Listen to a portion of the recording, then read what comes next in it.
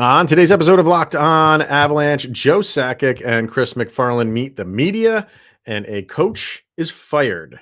Let's talk about it. New episode of Locked On Avalanche coming at you.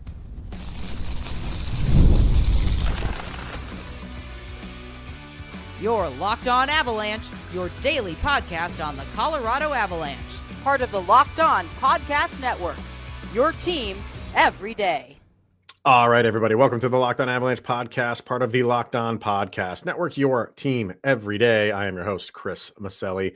And with me, as always, Mr. Shaggy Von Doom, Kyle Sullivan. Thank you for tuning in, making it your first listen of the day. Always appreciated. Make sure you're following us on our subtext. Link is in the show notes below. Chat with Kyle and I one-on-one. We get your opinion, everything Avalanche related, and share it on this very podcast. We have some feedback on this press conference, and that's pretty much going to take up this episode because there was a lot there. It's weird. Like, there was a lot there, but did anything really wow you? Maybe the firing of Ray Bennett was the only thing that could be qualified as like a wow factor, but that was almost to be expected. And so they get into that. We'll get into they talk about Mikko Rantanen. They just talk about the season as a whole and the disappointment that they had in this season. So let's start at the top. And that's how this whole press conference started. It was for a second there, Kyle, I was like, oh, what's going on here? Because they sit down, and before taking any questions, Chris McFarland just made a really quick statement of saying, like, they fired Ray Bennett, but there was a lead up to it where you're like, where are they going with, like, what coach are they talking about here? Because he did the whole, like, he's just, we have to start with, even he's a great guy, a great hockey mind, yada, yada, yada. He's done great for us. And I'm like, who are you talking about? And he goes, so we had to let Ray Bennett go. I was like, okay, that's kind of what I expected, but you were going in a direction nobody knew yet, man. So there was a brief moment of like pause for me. Like, they're not going to do the big name, are they? But they did not start there. It really had to be done. Did it not? Yes, but I was very, like, the tone that they had through the whole press conference about Ray Bennett almost like being the scapegoat was very interesting to me. Like, they talked about the special teams being the factor on why Game 7 and the series didn't go the way the Avalanche thought it would. And I felt very much like Sakic when he was talking about, you had a feeling about this team top to bottom, roster construction, like going into the playoffs, you had that feeling like you did in 22. I said off air to you, I've had that same feeling about this team. And that's why the loss bothered me so much. Because, like Sakic said, you anticipated this team going far, and they didn't. And I was kind of confused why they said special teams was the factor. And for it to Ray Bennett going away, I mean, every comment on every episode all year long has had that statement, fire Ray Bennett. Congratulations, you win. You got your wish. It's done. But it makes sense, but for that to be the focal point on the totality of the series was interesting to me. I don't think it wasn't that surprising for me, because like you said, like that was a talking point all year. Yeah. Kyle, like the power play just had moments of just complete ineptitude. And then it had moments of, like, you thought they would snap out of it, and it never fully engaged and never just was consistent enough. And then in the postseason, you can point to that and be like, if that was better, this series is different. And I think when you total all of that up, his job's on the line, right? Like that. If you're sitting in a press conference and like you said, they said multiple times, they said a lot, but they said multiple times about the special teams and about the power play, and how, Sakic even said their power play worked, ours didn't. So when you're focused that much on that part of the game and that part of your team, and you're focused that much on it being what eliminated you, who's in charge of that is going to go. And like, I know, like, you use the term scapegoat. If you want to use that term, go ahead. I don't really feel like he's the scapegoat. I feel like just needed to happen. But this is kind of like the way, like, fire ends. I feel like fire ends are going to go for the Avalanche.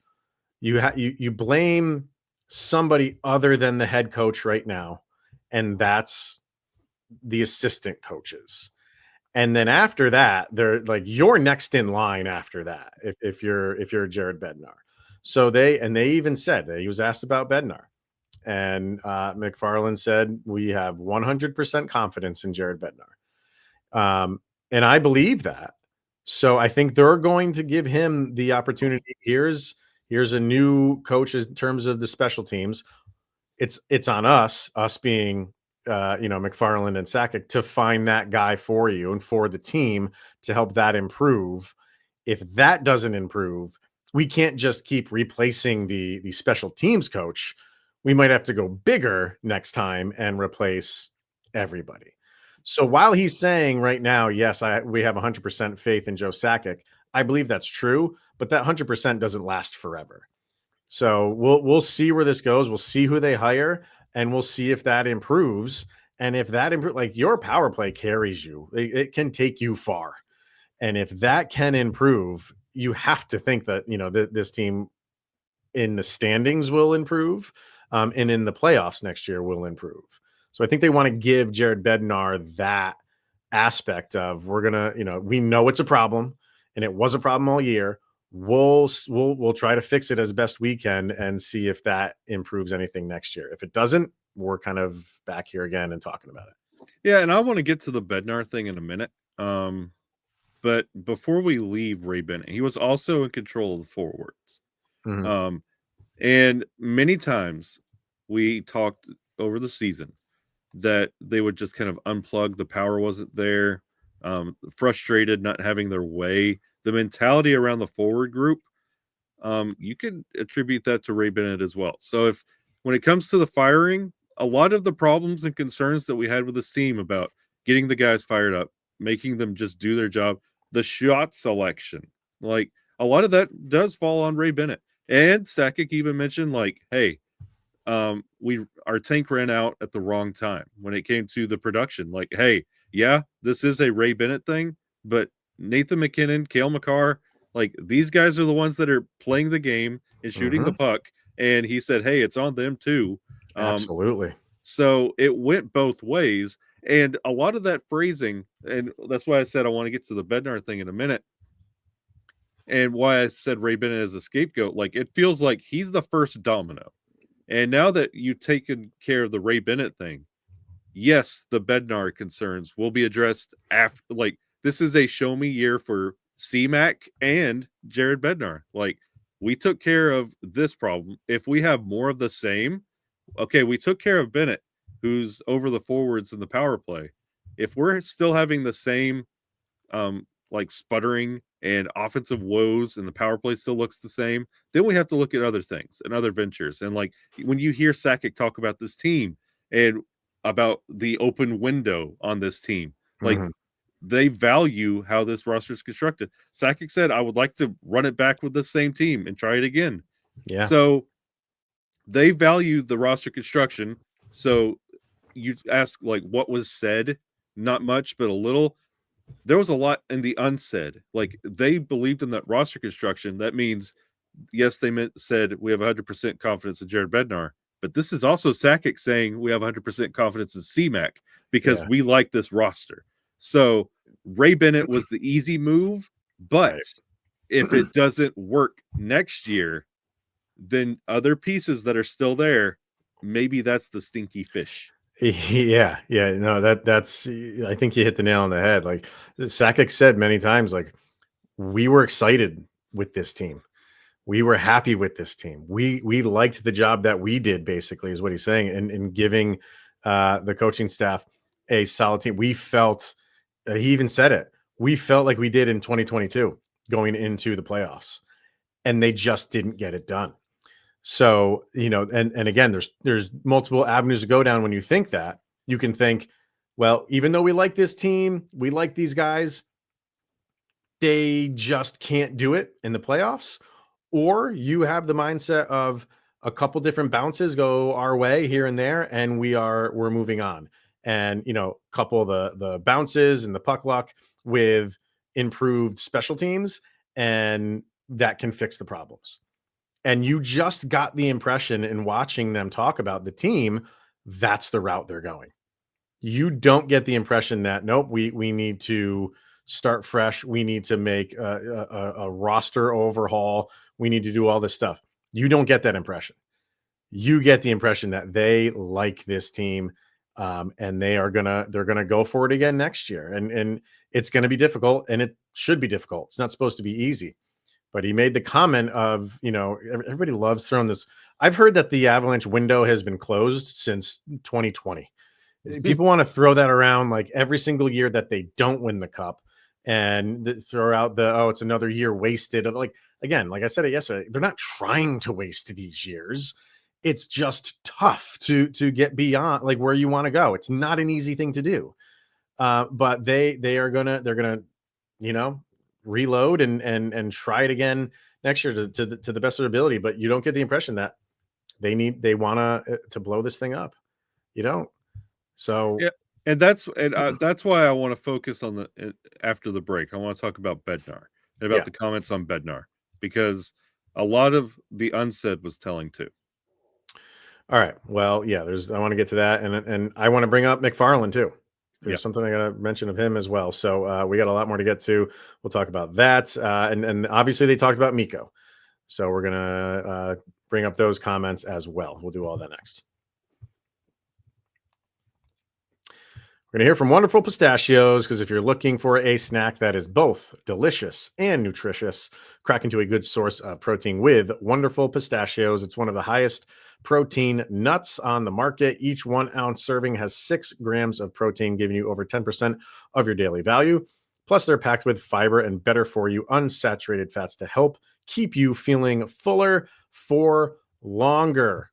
I have the flavor website loaded up right here. Just going to go through some of them, see if any of these float your boat. You have the sea salt and pepper. I think Kyle's favorite, the jalapeno lime.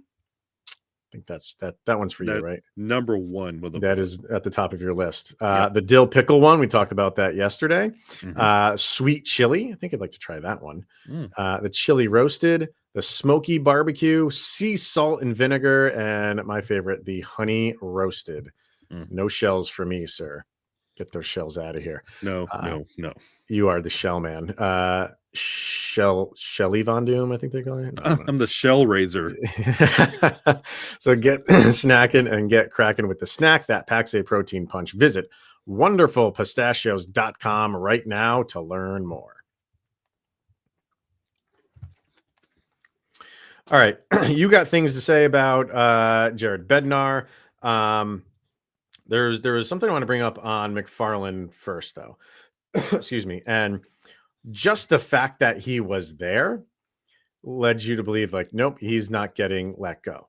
So, if you're one of those guys that or girls that wanted Chris McFarland gone, he's not going anywhere. If you're one of those guys that wanted, or girls that wanted Jared Bednar gone, he's sticking around too. And the McFarland one doesn't really surprise me. And we had talked about this the other day, and part of it, and we'll get to the Mikko thing in a minute, but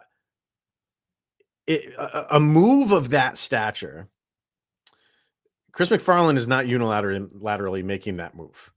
If you're trading Mikko Rantanen, you are going to Joe Sakic, you are going to the Cronkies and being like, this is kind of what's on the table. This is kind of what I'm thinking about we need to do.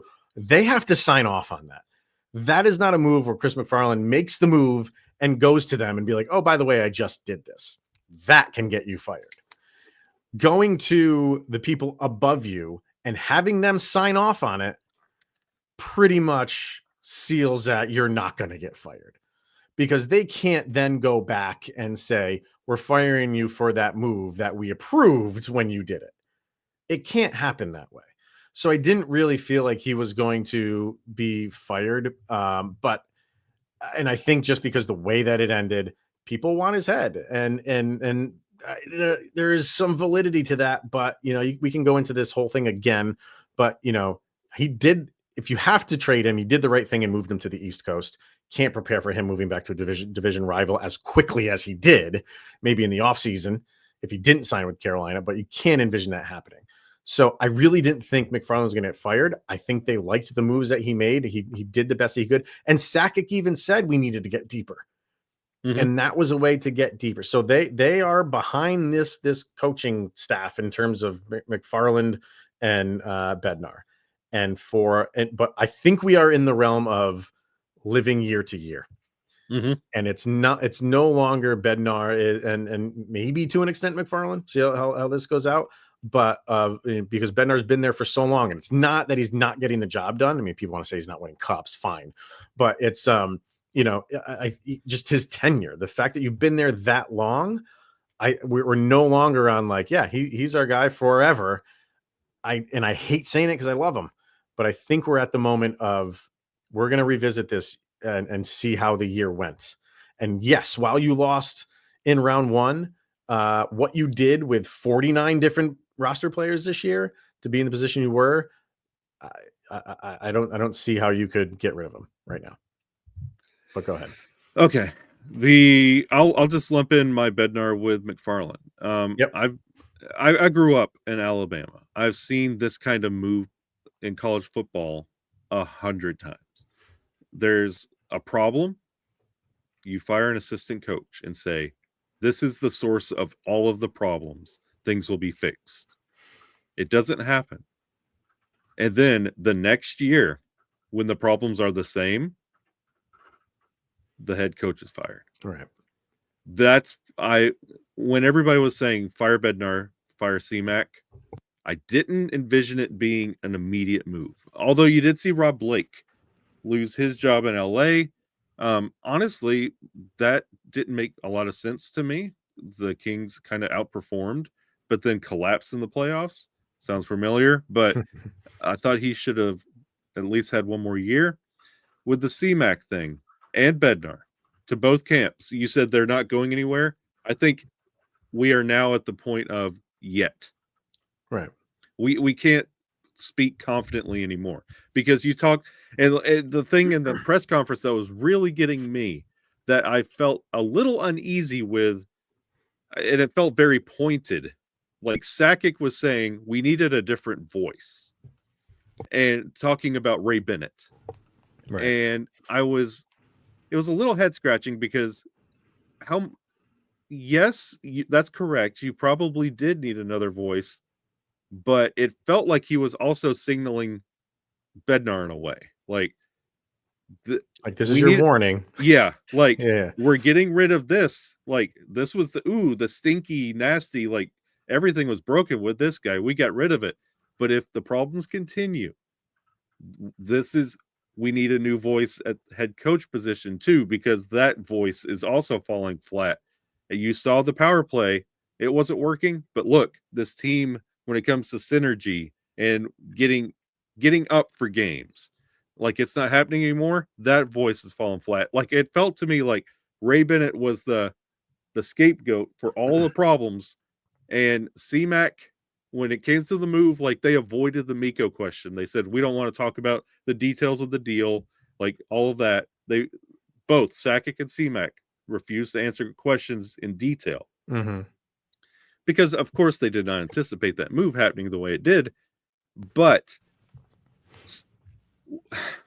we talk about 2022 as a success story, but since then they have won one playoff series. Yeah.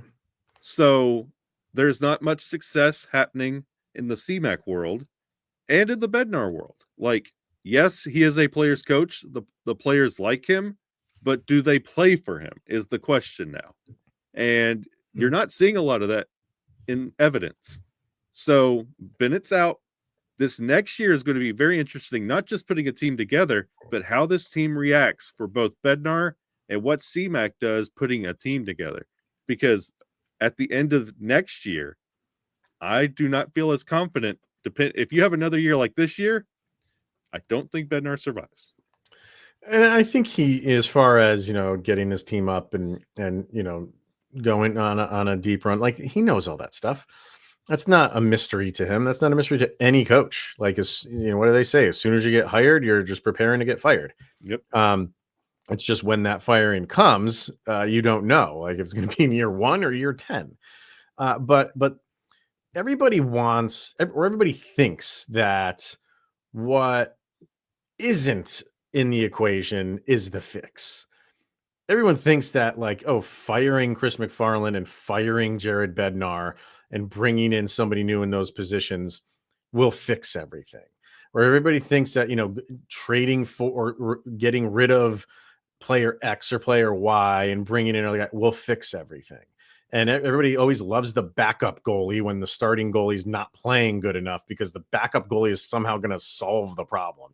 Like, you saw a lot of play Wedgwood. Like we love what Scott Wedgwood did for this team. He's a career backup.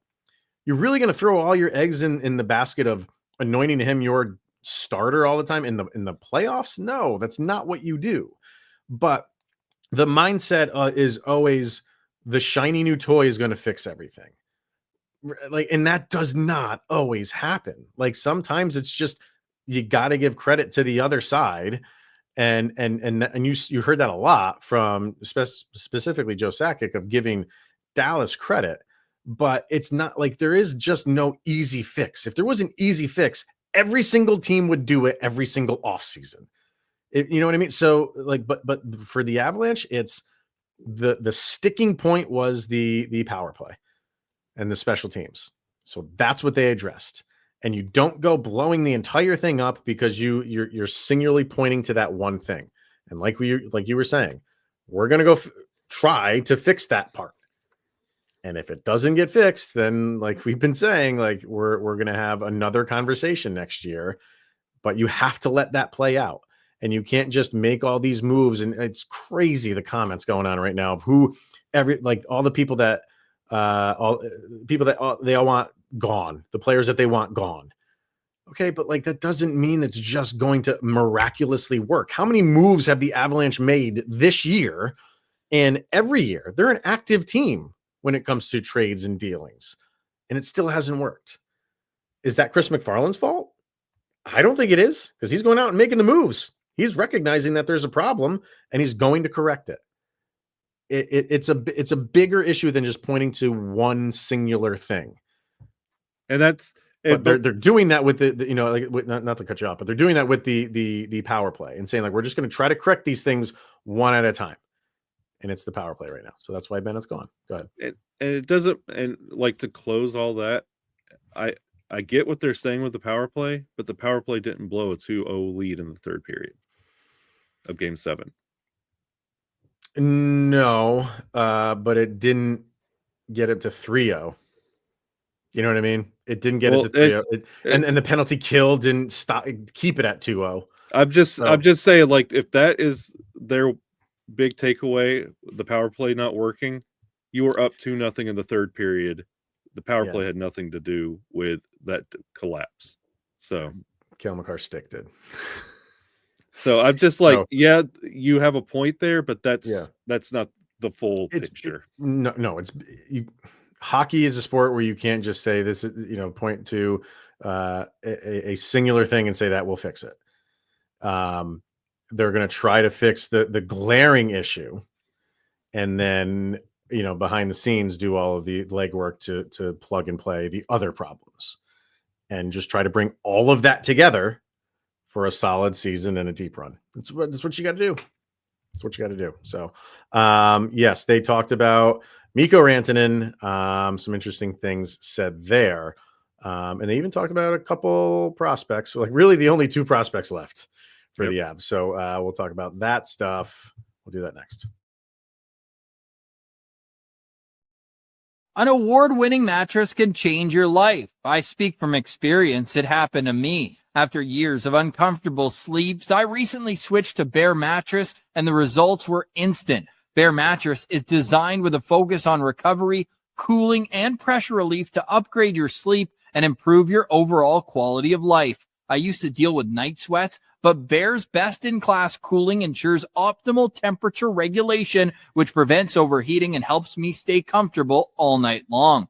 Bear offers a wide variety of mattresses, but to get the right one for you, take their sleep quiz that matches you to your perfect mattress based on body type and sleep preferences. Go to bearmattress.com and use promo code LOCKEDONNHL at checkout to get 40% off site-wide. This offer is not available anywhere else. You have to use my promo code on the very last page of checkout to get this discount. That's bearmattress.com. Use my promo code LOCKEDONNHL to get 40% off site-wide. Bearmattress.com, promo code LOCKEDONNHL.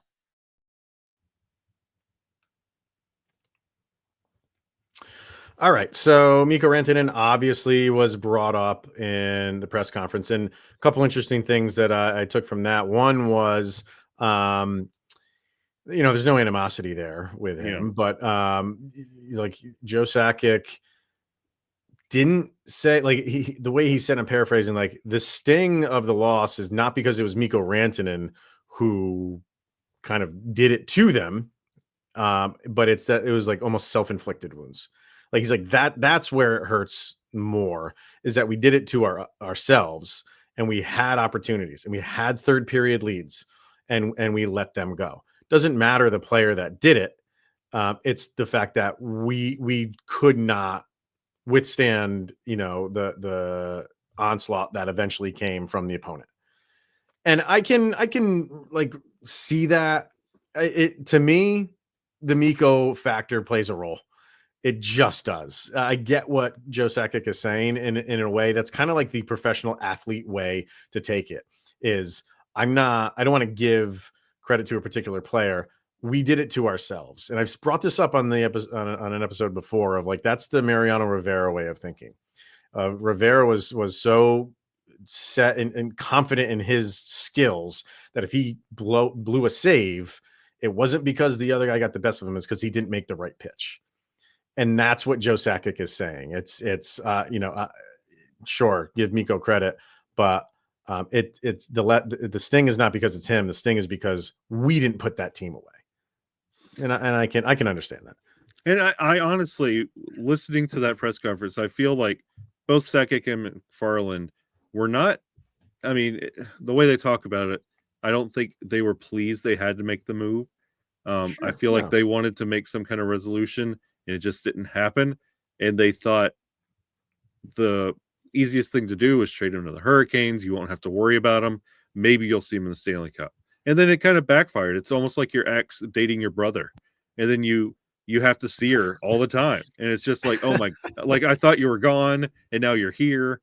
That's what it was with Dallas. And it's just like, the move you didn't want to make is now haunting you in the playoffs and eventually put you out of the playoffs. It's not fun. It's not ideal. But again, you thought this team was going to go much, much farther and didn't have to deal with Mikko Rantanen. And both things came to light. So they probably aren't happy with it. And we'll never probably hear the full details of this deal and what could have or could not have been. But yeah, I just think they didn't want to do it. They had to do it. And then he came back and they had to kind of get their nose rubbed in it. Yeah, they are accepting of, like, we committed to making this deal and we are moving on from it. It's like, we can't sit in this misery and self-wallowing in it, that it backfired in the end because he went to a division rival. He's going to be there for the next 8 years. They're not looking at it like that. They're looking at it as like, we needed to do this to try to better our team. And people, they're like, there is a salary cap.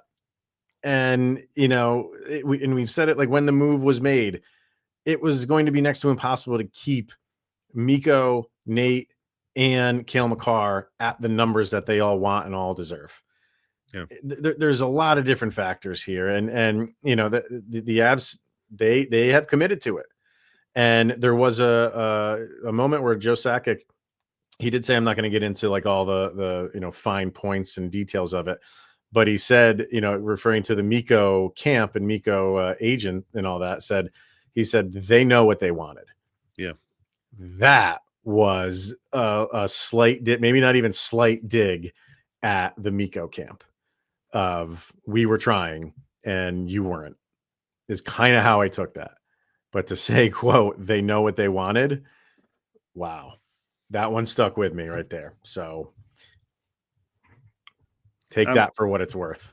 Yeah, I feel like they kind of just put that one to bed. Like the Mikko thing, it's done. Nobody liked it, and it is what it is. But Sakic did a really good job at saying, hey, this team was a lot better than what they gave us, and things have to change both internally and calling out the team in the press conference. Hey, you have to step up. This is on you too. Yeah. I think that spoke really, really loudly. We talked about it yesterday. That was a whole episode yesterday. This team is probably going to look very similar next year. And it seems like Sakic and McFarland are okay with that. Mm-hmm. You'll get your moves here and there. There's going to be some moves made, but you're not getting these sweeping changes. And it seems like that's what they want. It seems like they want to pretty much stay the course.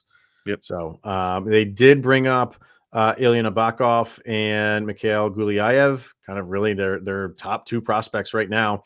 Nabokov says McFarland said were going to try to make something with him in terms of a contract and get him over here. So you might see him at least in camp. Like he's not going to play at the NHL level next year. You have your goalies for next year because Wedgwood has one more year left. That is your tandem. And Sakic even said that. He goes, it's nice that the one thing we don't have to worry about is our goaltending for next year.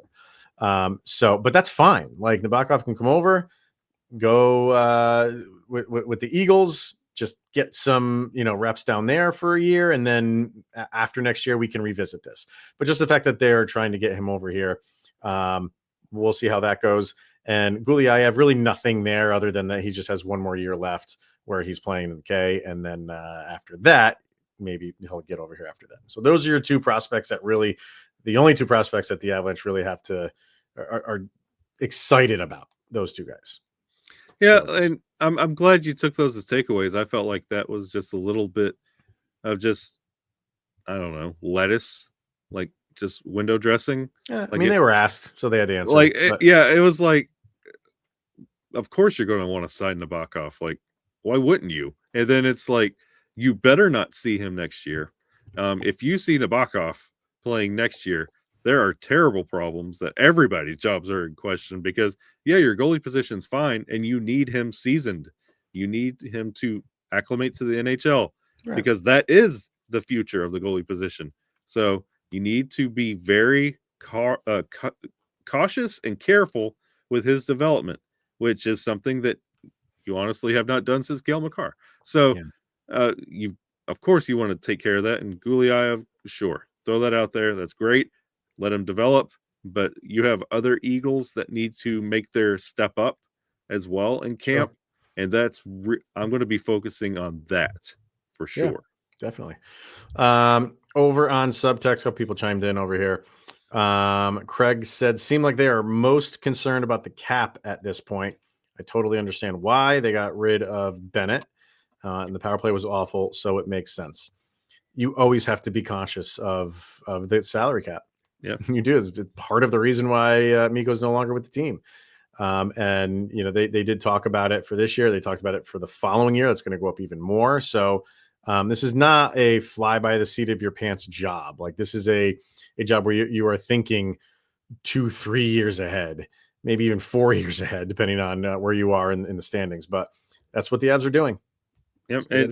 It's good to be conscious of the cap, but the Avs have put themselves in situations where you're trained to deal with the cap in ways that sometimes you have to play with LTIR, but I mean, you know the cap well. So I'm glad it's on the front of your mind because you're going to have to really face it in this offseason. Mm-hmm. Madam Battle Axe says, takeaways that for the moment, Bednar is not going anywhere. And then she says, yippee, with smiley emoji faces.